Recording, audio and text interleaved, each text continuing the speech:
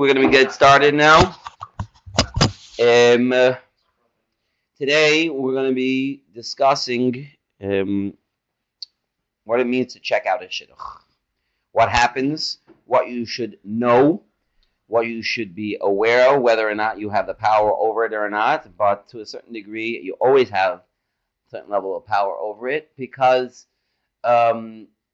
guys get surprised. Girls also get surprised by some of these things. And it's a little bit, I want to say a little bit shocking. And it's a little bit like an invasion of privacy, one can say. But really, anybody has the right to ask whatever questions that they're asking. Now, let's begin with, how does the shidduch get started? Whether or not, or whether it comes through a friend, or many, many times it goes through a shadchanit. So somebody is suggested. Now, I'm going to take a second to talk about shadchanim and shadchaniyot just for a second right now.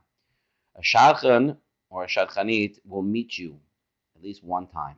If they know you a little bit better, meaning because you see them around or you're friends with their son or something like that, and they know you a little bit better, that's even better, because it's not just from the one time that they meet you that they know you, but rather they get to know you a little bit better, or they know you a little bit better than that. But many times it's not that way. Many times it's only a one-time meeting, and they get a general picture of who you are. We live in a very polarized world. Polarized means that you're put into a box. This is the way you are. Regardless of, every single person has a million different aspects to them. Every person is different than the next person. But for the most part, you are put into a box. And from that box, you are selected with a girl from the other box. And if you're a girl, nobody's sitting here now, but it's the same way. You are this type of person. You are this type of boy. You are this type of girl. And therefore, you will be set up with somebody who is going to be in a similar box on the other side, even if it is totally not matim. There was a maisa that happened. Somebody came over to me maybe a month or two ago, and I actually think it was in Ellis. It was more than a couple months ago. And they asked me to have a daughter, and they were set up with this particular guy. And I said, well, tell me a little bit about your daughter. After hearing a little bit about her, I said, this is totally not matim. Totally not. Who suggested such a thing? Why did they suggest it? And after talking to the person a little bit more, I understood why it was suggested, and I understood where the mistake was made. People get put into certain boxes even though they're not in those boxes. So when a person says, I want X, Y, or Z, if X, Y, and Z together don't have their own box, because X goes in box A and Z goes in box number 12, so then you can't be in both boxes at the same time. So therefore you get to be thrown into one box, even though it's not matim. We're not in boxes, we're people. But when it comes to meeting people who are going to set you up that you met for the first time, so you have to be very, very clear about what's important to you, in order that whether you like it or not, you're going to be put into some kind of box, because that's just the mitzvah. That's just the way it is. This is what you talked about in the first one, about who you are. That's true, but you also have to express it. You have to. In the first year, we spoke about knowing yourself in order to represent yourself properly. When you're talking to a shadchan, especially somebody who doesn't really know you, you must be very, very clear about what your main focus, where you're going in life. I want this. This is what I want. This is what's very important to me, because if you're not, many, many times something will be suggested that is totally not matim. Totally not.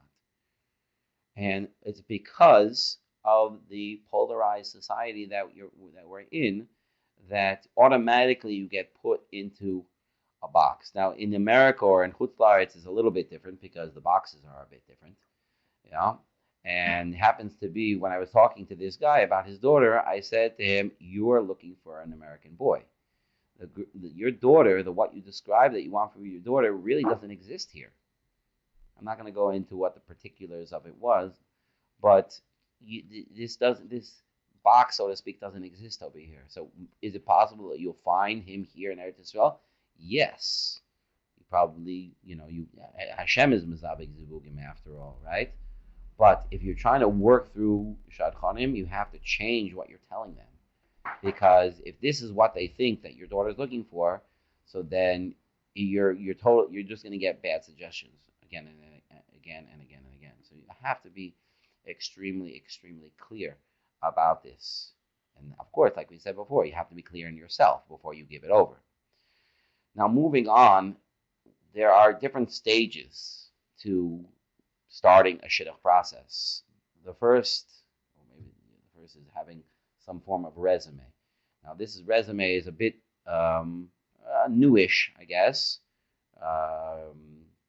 20 years ago, it wasn't such a common thing to have a written resume about who you were and where you're going. And the truth of the matter is that even today, the resumes don't really tell you very much. You have to have it.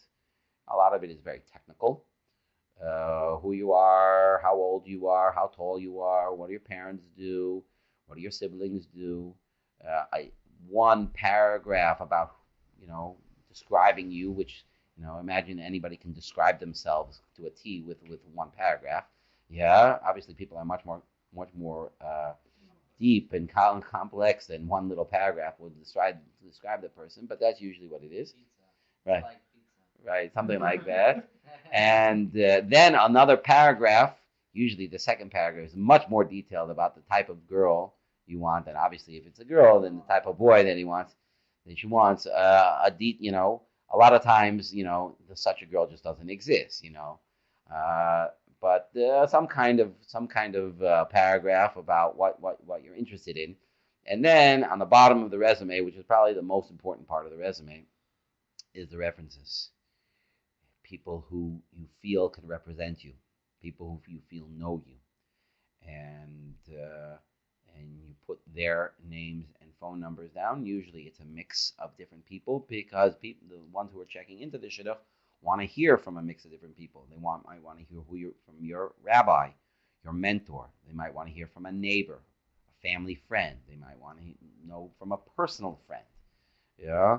So because there are different types of different relationships that people have, so it's people are going to want different references.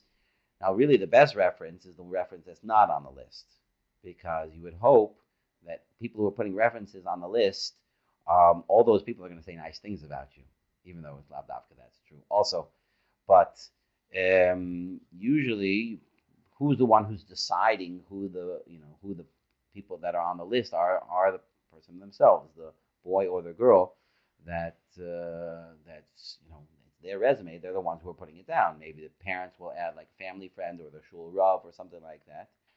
So more or less that these people are going to say nice things about you. Who's not on the list are somebody who's a little bit more independent. Somebody who's a little bit more independent, who's not on the list, is a better source. But lav dafka does that always work out. For example, if you're looking into a girl and she was in a particular seminary, and somebody who teaches in that seminary, so that might be a very good resource, even though they're not on the list. It might even be a better resource because you're coming from a more objective place. Now, if you have that, then great. And if you don't, so then you have to work with what you have. Obviously, people can try to find out your own things. She comes from this neighborhood, so do I have any friends in that neighborhood? Do I know anybody in that neighborhood? Somebody might know them. Yes, you could always try to do that. There's a lot more effort in it. Yes. Do your references know that you're on their references? They can be, or they can be not. You should tell them, because it might be a little bit surprised. Yeah, it's not going to be so surprising. What you want them to focus on. Right. I myself have gotten many phone calls, and we'll get into what the questions there are. But many times, if you're giving certain references, it might be kedai to talk to those people beforehand, assuming that it's matim, to talk about certain things that might come up on these phone calls. Many times, certain things come up on the phone calls all the time, and the answers need to really be known in order to, properly represent you. So it might be kedai. Now, put everybody on your list, you might not be able to. Your family friend, you're not necessarily gonna do this for. But somebody who's a little bit closer to you, somebody who's more personally involved with your life, not necessarily your parents or your families. So yeah, maybe they're a better person to talk to about, like, what are they gonna say about you, because they want to be represented properly. But the resume, more or less, is very, very shidduch-checking. It's very shallow. It doesn't really represent. We discussed pictures. We're not going to discuss pictures again.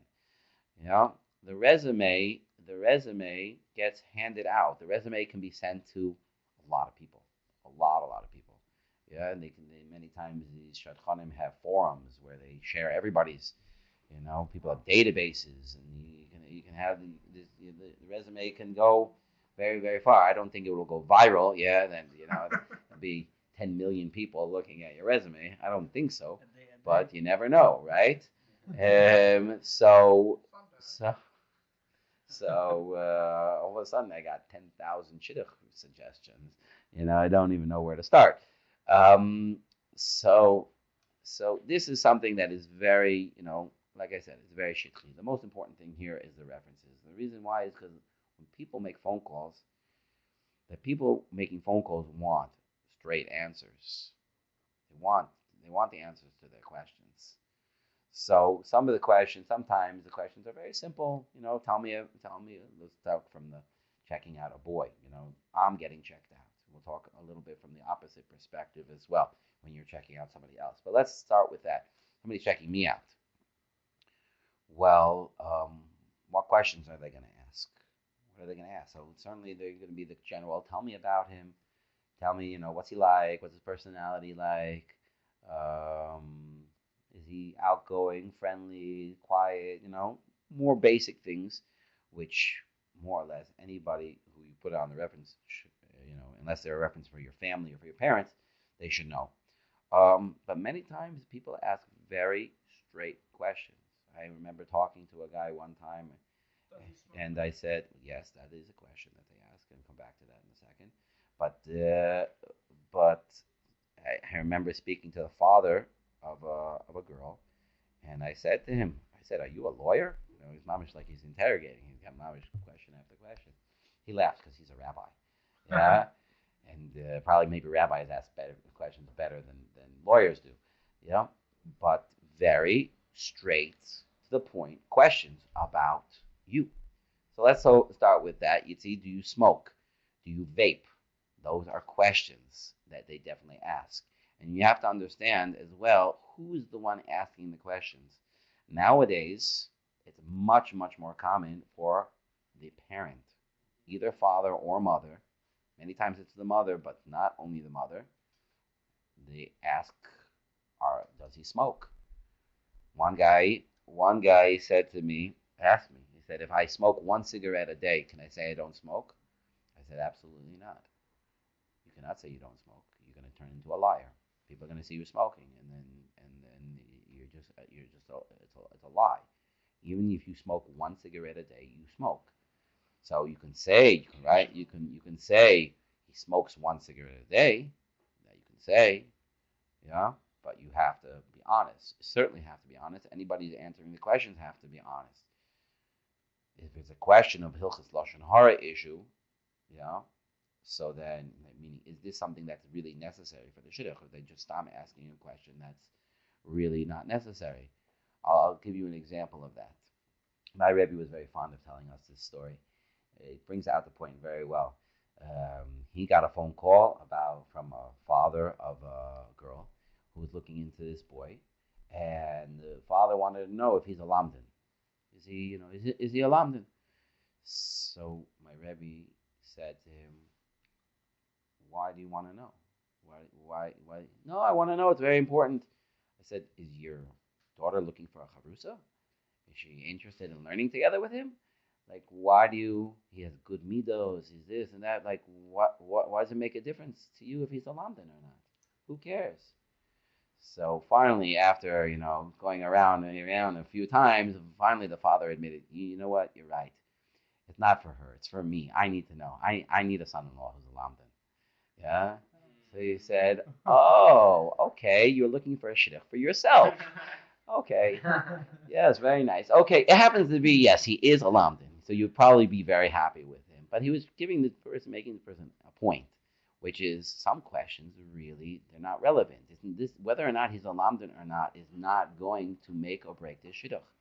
There's a famous story that they say with Rav Shach that the husband was sitting and learning Mishnah Brura, and the wife was very upset. He should be learning Lamdas all day. What's he doing learning in the Mishnah Brura? He shouldn't be doing that. And she was mamish on his back about it, and they came to Rav Shach, and Rav Shach put her in her place. This is not your job. Let your husband learn whatever he wants to learn. He wants to learn Mishnah Brura. He doesn't want to learn Lamdas all day. Let him learn what he wants to learn. This is not up to you. So yes, yeah, there are questions that many times people ask that are just not relevant. They're not. So if they're not really relevant at all, and they could be lashon hara, so yeah, it could be those questions you're not supposed to answer. However, people will ask questions, and many times these questions are very, very pointed questions, and they very much are nogea. And what happens sometimes is that the questions themselves, you can very, very much possibly are coming from the parent, not from the either son or daughter. They're coming from the parent. The son or daughter wouldn't necessarily care about the answer to this question, or you don't know if they would or not. But questions are like, does he go to Shachris? Are questions that happen all the time. You get questions like that. Does he daven Shachris? Does he wake up? Of course, everybody wakes up. No, that's not what the question was. Does he wake up in the morning? Does he have a day? Does he sleep all day? Yeah, that's a very important question which parents ask. I had this last week. Somebody called me about this, and I said to them, I don't know. I'm sorry, I don't know the answer to that question. And I saw the guy who the phone call was about, and I saw him, and I said, I got this phone call. What do you want me to tell? What do you want me to tell people? I told him I don't know. Well, now I see you. I'm going to ask him. So that's a personal question, and I'm not going to answer what he said. Okay, it doesn't make a difference. Every person is different. Every person's answer is different. So you should be aware. These are questions that are asked. Questions like, well, he's in your yeshiva. Does he come? Do you see him? How long have you known him for? How do you know him? If he doesn't come to yeshiva, well, then how much of a kesher do you have with him? These are questions that do come up, especially when it comes from a parent. Because many times, again, when it's coming from the perspective of the boy being asked the question, yeah? So if the parents are taking care of this girl, so it's very possible, and there are many times I would love to give musar to the one who's asking the question and ask the question back at them. Well, what about your daughter? What about her? Does she do X, Y, and Z? Does she do this and that? But okay, it's not my place necessarily to give somebody on the phone musar, especially when I don't know who they are. And I might not do it so well either, and I don't want this guy to look bad if I say it the wrong way either. So, but yes, it's true that when a parent asks the question, they have to know their child as well. That's very important. But okay, this year is not for them. Maybe they'll get to hear it and they'll, think about it a little bit more. But we're coming from the perspective of questions are being asked about me. And they have the right to ask these questions. They do have the right to ask, does he smoke? Does he vape? Does he get up for chakras? Does he, is he kovei eating for learning? I understand that he's going to be working. Yeah, I understand that he, he's in school, he's working, he's doing this, he's doing that. I understand all that. But, is he kovei zman for learning? Is he? Is he makbid on, davening with a minion? Is he makbid on, getting to Sof Zman Kriya Shema on time? Is he makbid on these things? Common questions. Yeah, these are questions. Yeah. Yeah. Very common. Yeah. People ask. Again, we're coming from the perspective of the parents. So many times there's a bit of a disconnect between the parents and the child. But because the parents are the ones, because the parents are the one asking, so they're asking from their perspective. Yes, they are trying to, hopefully trying their best to represent their child, right? But the parent also has a certain wish list that they're looking for, like as the story brought out. And it's very hard to know whether or not the question that they're asking is really representing their child or it's representing themselves, especially when it's a question that very easily could be either one. As in the story with my Rebbe before, it was pretty clear who this question was meant for. But not every question is like that. There was a bacher who said to me that he spoke to a certain Rebbitzin one time, and he asked the Rebbitzin, he said, what does a girl feel like when her husband doesn't get up for Shacharis? And she said, it breaks her heart. Her husband, it's one thing for, like, say, a girl who is a nurse and she has a shift that starts at 3 o'clock in the morning. So when she gets up to get ready to go to her shift, so her husband is still sleeping, Seder, yeah, that makes sense. But if a woman is going to work and she has to be at work at 9 o'clock, and her husband is still sleeping, she may not feel so good about that. Doesn't he have things to do? Doesn't he? Yes, sometimes. Maybe Okay, they're different things. Again, there's the issue over here is not whether, I mean, to a certain degree does he have things to do, but the point is where is he holding in his life that he feels that, I need to accomplish. I need to accomplish in my life, and that's what really the question represents. The question represents: is this guy using his time? Is this guy, have a focus in his life, and he has a reason to get up in the morning? I remember being by the shiva of one of my rebbeim who was sitting shiva for his father, and during the shiva he said, my father was a man who went to sleep at night and woke up in the morning. I said, oh, that's a real mussar there. Yeah, because some people the opposite. Some people go to sleep in the morning and wake up at night. So again, because the questions are not coming from the person themselves, they're coming from a parent or somebody else who's asking the question, especially a parent. So many times the question represents much more than what the girl wants, but it's still a valid question, and it's still something that needs to be answered. Back years ago, it was not so common to have somebody else do the checking for you. I remember myself that I did most of the checking myself. For yourself? For myself, yes. For myself. Sounds scary. Yeah. I was gonna ask, is it like if you see the girl, meet the girl, and you like Kilo what you see? I'm saying like when we went through on the last steps, like things in common, Hashkafah. Hashkafah, you find her attractive, and I'm saying, is that like is that not a good way to go by it? We're going to talk about what to actually do on each individual date in a different class, okay?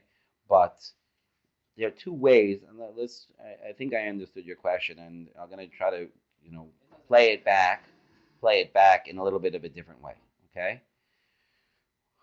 Basically, what I believe Shirley is asking is, what is the purpose of all this checking? Is the purpose of the checking just something that I can do on the first date anyway? I don't really need to do any of this checking, and I can find it all out on a date anyway. So therefore, like, it's kind of like a little bit silly for the whole thing. How much Or, well, that's okay. Another valid question, but we're gonna talk about it in this way so that you can understand it. Many people look at this process as just a checkpoint.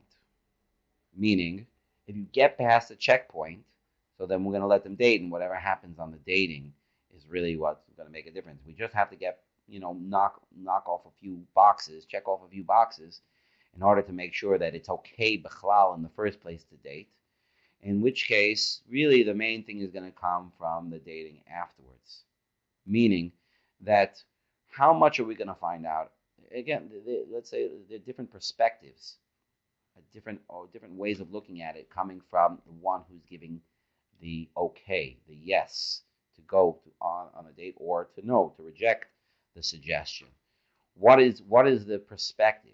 The perspective could be, there's only so much I'm going to find out anyway on these by checking him out, and therefore if I don't find out that he's a mass murderer, and I don't find out that he's a super drug addict, and I don't find out that all the worst possible things in the world, so then as long as I hear more or less decent things, so then we're gonna let them go out. Or no, they're very specific things, and if I don't find out those specific things, either I'm just not gonna let them go out, or I'm gonna keep searching. In which case, the amount of time it takes is really on the amount of success each person feels they've reached.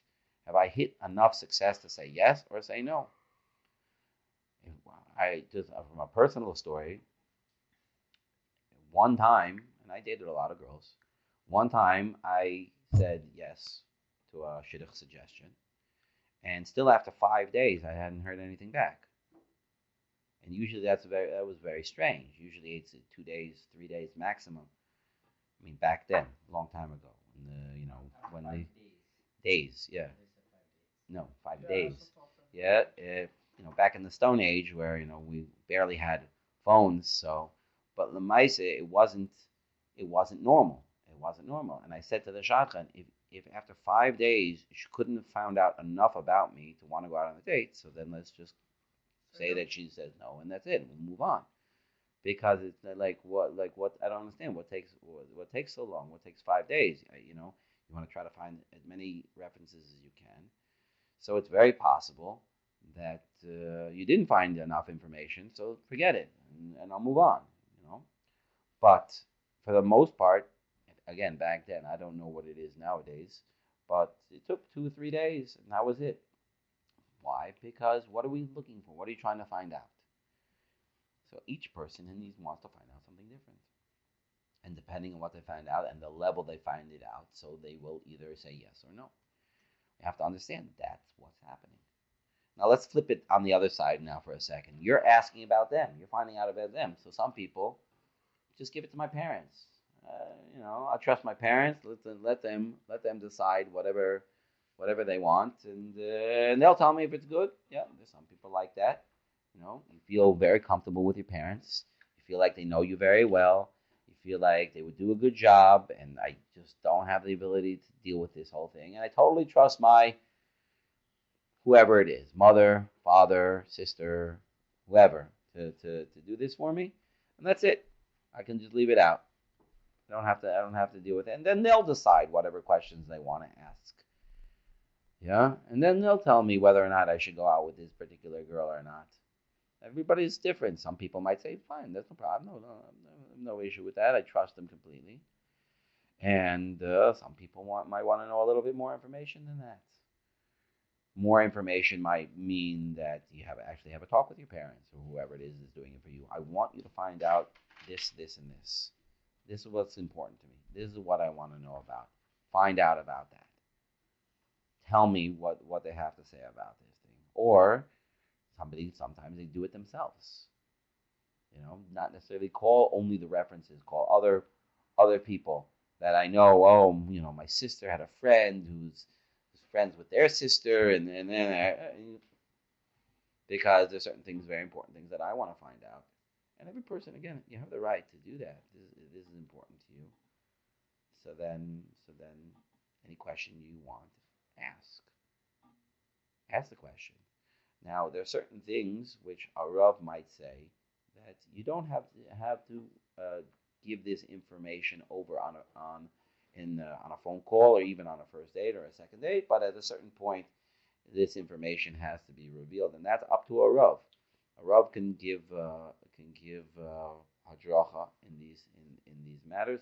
But sometimes. Not saying the answer, does that not give away that there's something wrong over Not there? necessarily. Say, People I are can't asking. answer at the moment. I have to ask a rabbi whether I'm allowed to answer. And I'm gonna check. Obviously, yes, but certain things anyway are very, they're secrets in the first place. For example, if somebody has some kind of mental illness, or somebody has some kind of other um, some other illness which is not not known. You can't see. Nobody knows about it. And he spoke to a Rav, and really it's something that does have to be shared, but it does not have to be shared on a resume. Right?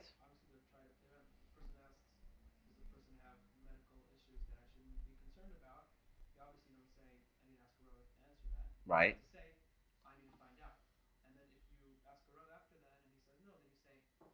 Right.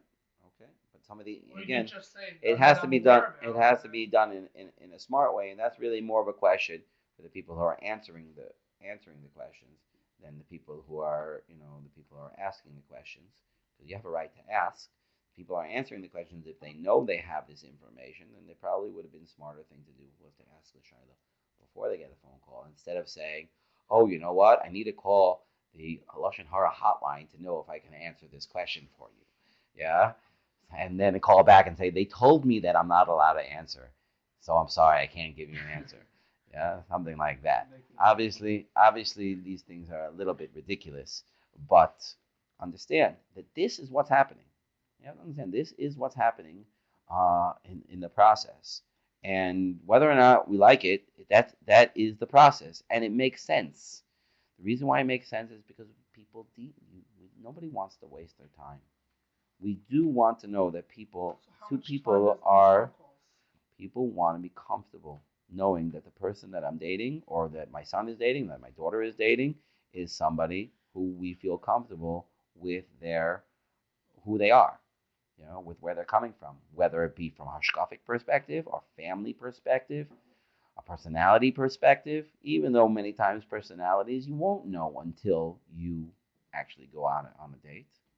But if you already know beforehand that this person, whoever it is, has not such great midos, let's say, how do they know that they have not such great midos? Well, happened to be that I was in a bus stop one time, and they were sitting right there, and I overheard a conversation, or I saw something happen, and I was shocked. But that's who the person is. And when you're not you don't have a spotlight on you, people are not staring at you, and you're just totally natural. Well, that's when a lot of the truth comes out. That's when you really see who a person is, which is why people prefer not to call a reference, call somebody else. But you don't never know who that person is, who's the one you're supposed to be calling. And sometimes Hashem sends you the right person, sometimes not. I had a situation once where, called up somebody who was not on the reference list, and they told me, do not date this girl. Do not. If I would have called up everybody on the reference list, they would have said, yeah, she's amazing, fantastic, great. But I didn't. I mean, maybe in addition I did. But I called up somebody else, and they said, do not, for whatever the reason is. So be aware that this is what's happening. This is the process. Again, L'to Elis. We want to have shidduchim. We want to have couples that are on the same page with each other, that are that is matim. If somebody gets rejected because of that, in the end, it's a good thing. Even if they thought that, I thought this was going to be such a good idea, such a good shidduch, I was getting excited about it, but they said no. The other side said no.